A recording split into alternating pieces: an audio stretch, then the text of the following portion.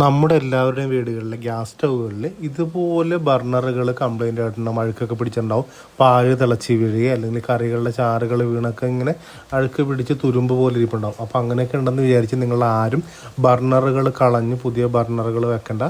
നമുക്കൊരു 5 പൈസ ചിലവില്ലാത്ത രീതിയിൽ തന്നെ വൃത്തിയാക്കി എടുക്കാൻ പറ്റും. അതിനായിട്ട് നമ്മളൊരു പാത്രം എടുത്തിട്ട് ഈ ബർണറുകൾ രണ്ടും മുങ്ങിക്കിടക്കാൻ പാകത്തിനുള്ള പച്ചവെള്ളം എടുത്ത് ഒഴിക്കുക. വെറും സാധാ വെള്ളം ഒഴിക്കുക.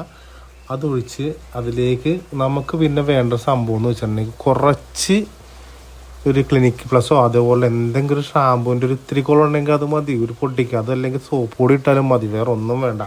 ഇപ്പം ഞാനൊരു കൈ കൊണ്ട് ക്യാമറ പിടിച്ചേക്കണോണ്ടാണ് ഞാൻ അതിലേക്ക് ഞെക്കി ഒഴിക്കുന്നതെന്ന് മര്യാദയ്ക്ക് കാണിക്കാൻ പറ്റാത്തത്. അതിനുശേഷം എല്ലാ വീടുകളിലും ഉള്ളതാണല്ലോ ചൊർക്കയും ഇതൊക്കെ. അപ്പോൾ ഒരു കുറച്ച് ചൊർക്ക അതിലേക്ക് ഒഴിക്കുക. ഒരു 1-2 സ്പൂൺ ചൊർക്ക ഒഴിക്കുക. നന്നായിട്ടൊന്ന് കലക്കുക. നന്നായിട്ട് പതപ്പിച്ചൊക്കെ വെച്ചിട്ട് അതിലേക്ക് നമ്മുടെ ഓരോ ബർണറുകൾ എടുത്ത് മുക്കി അങ്ങോട്ട് വെക്കാം. ഈ ബർണർ ശരിക്കും പറഞ്ഞാൽ മുങ്ങിക്കിടക്കാൻ പാകത്തിനുള്ള വെള്ളം മതി. അതിലേക്ക് ബർണർ നന്നായിട്ട് മുക്കി വെച്ച് നന്നായിട്ട് ഇങ്ങനെ ആ ഷാമ്പൊക്കെ ഒന്ന് കലങ്ങിയിട്ടില്ലെങ്കിൽ നന്നായിട്ട് പതപ്പിച്ചൊക്കെ വെച്ചിട്ട് നമ്മളൊരു 5 മിനിറ്റ് വെയിറ്റ് ചെയ്യണം. ഇപ്പം 5 എന്നുള്ള ഇത്തിരി കൂട്ടിയാലും കുഴപ്പമൊന്നുമില്ല, ഒന്നും സംഭവിക്കാൻ പോണില്ല. ഇതിപ്പോൾ 5 മിനിറ്റ് വെച്ചതിന് ശേഷം നമുക്ക് പിന്നീട് ഉള്ള കാര്യങ്ങൾ എന്തൊക്കെയാണെന്ന് ഞാൻ കാണിച്ചു തരാം. അപ്പോൾ ഇതൊക്കെ നിങ്ങൾക്കും വീട്ടിൽ നിസ്സാരമായിട്ടൊക്കെ ചെയ്യാം. നമ്മുടെ ബർണർ വാങ്ങിച്ചപ്പോഴുള്ള കളർ എങ്ങനെയാണ് അതേ കളറിൽ വെട്ടിത്തിളങ്ങുന്ന രീതിയിലാക്കി എടുക്കാൻ പറ്റും നമുക്ക്. കണ്ടോ, ഇപ്പോൾ ഈ 5 മിനിറ്റ് വെച്ചപ്പോൾ തന്നെ ഇതിൻ്റെ കളർ നോക്കി, അതിലുള്ള തുരുമ്പും അഴുക്കൊക്കെ ഇളകി പോയിട്ട് നല്ല വെളുത്ത് തന്നെ ഇരിപ്പുണ്ട്. എന്നാലും ഞാൻ ഒന്നുകൂടി എടുത്ത് ഉരച്ച് കഴുകണയാണ്. ഇപ്പോൾ നിങ്ങൾക്ക് പഴയ ബ്രഷോ എന്തെങ്കിലും എടുത്തൊന്ന് തേച്ച് കഴുകിയാൽ മതിയോ, അല്ലെങ്കിൽ തന്നെ ഇത് ഇപ്പോൾ നല്ല കളറായിട്ടുണ്ട്. ഇനിയിപ്പോൾ ഒത്തിരി 5 എന്നുള്ളത് 10 മിനിറ്റ് വെച്ചിട്ടുണ്ടെങ്കിൽ ഇതിലും കൂടുതൽ കളറായിട്ട് വരും. അപ്പോൾ നിങ്ങൾക്ക് ഇതുപോലെ തന്നെ ഞാൻ വേറൊരു വീഡിയോ കഴിഞ്ഞ ദിവസം ചെയ്തിട്ടുണ്ടായിരുന്നു കേട്ടോ.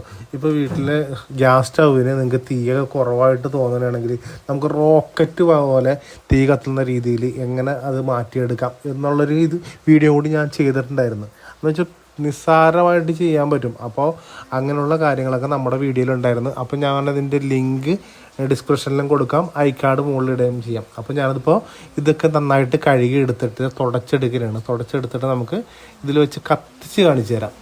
ഞാൻ വേറെ പുതിയൊന്നും എടുത്ത് കാണിക്കാനല്ല, ചില വീഡിയോകളിൽ ഇതിങ്ങനെ കാണിച്ചിട്ട് പുതിയ സാധനം കൊണ്ടൊന്ന് വെക്കണ പരിപാടിയൊക്കെ കാണിക്കും. ഇത് അങ്ങനെയൊന്നുമല്ല, നമ്മളിപ്പോൾ ഒറിജിനലായിട്ട് ചെയ്ത് തന്നെയാണ്. കാരണം ഞാനിപ്പോൾ തുടക്കുമ്പോൾ നിങ്ങൾക്ക് നോക്കിയാൽ കാണും ഇതിൻ്റെ ബാക്ക് സൈഡിൽ കംപ്ലീറ്റ് ആയിട്ട് പോയിട്ടുണ്ടാവില്ല. കാരണം ഞാൻ ബാക്ക് സൈഡിലേക്ക് നന്നായിട്ട് തേച്ച് കഴുകിയിട്ടൊന്നുമില്ല. കണ്ട അവിടെ കരി പിടിച്ചിരിക്കണതൊക്കെ നിങ്ങൾക്ക് കാണാൻ പറ്റും. നന്നായിട്ടൊന്ന് തുടച്ചൊക്കെ എടുക്കുക, അല്ലെങ്കിൽ പെട്ടെന്ന് കത്താനായിട്ട് ബുദ്ധിമുട്ടാകും. കാരണം ഇത്രയും നേരം വെള്ളത്തിലേക്ക് നനഞ്ഞ വെച്ചുകൊണ്ടേ സ്റ്റൗ കത്താനുള്ളൊരു ബുദ്ധിമുട്ടുണ്ടാവും. ഇതേ ഇപ്പോൾ നോക്കിയേ, ഇപ്പോൾ നമ്മുടെ 2 ബർണറും നല്ല പുത്തം പോലെ വെട്ടിത്തിറങ്ങുന്നില്ലേ. അല്ല സാധനം പക്കയായിട്ട് കത്താനുണ്ട്. ഇതുകൊണ്ടാണ് ഞാൻ തുടച്ചത്. ഇത് കത്തുന്നുണ്ട് തന്നെ. ഇതേപോലെ കത്തുന്ന രീതിയിൽ എങ്ങനെ ചെയ്തെടുക്കുക എന്നുള്ള വീഡിയോ ആണ് നമ്മൾ കഴിഞ്ഞത് ചെയ്തിരുന്നത് വെച്ചാൽ നിങ്ങളെ നോക്കിയേ, പക്കയായിട്ട് കത്തും. അപ്പോൾ നിങ്ങൾക്ക് ഈ വീഡിയോ ഇഷ്ടപ്പെട്ടു, നിങ്ങൾക്ക് ഈ വീഡിയോ ഉപകാരപ്രദമായെങ്കിൽ നിങ്ങളൊന്ന് ലൈക്ക് ചെയ്യുക, സബ്സ്ക്രൈബ് ചെയ്യുക. അപ്പോൾ വീണ്ടും മറ്റൊരു നല്ല വീഡിയോ ആയി കാണുന്നവരെ ബായ്.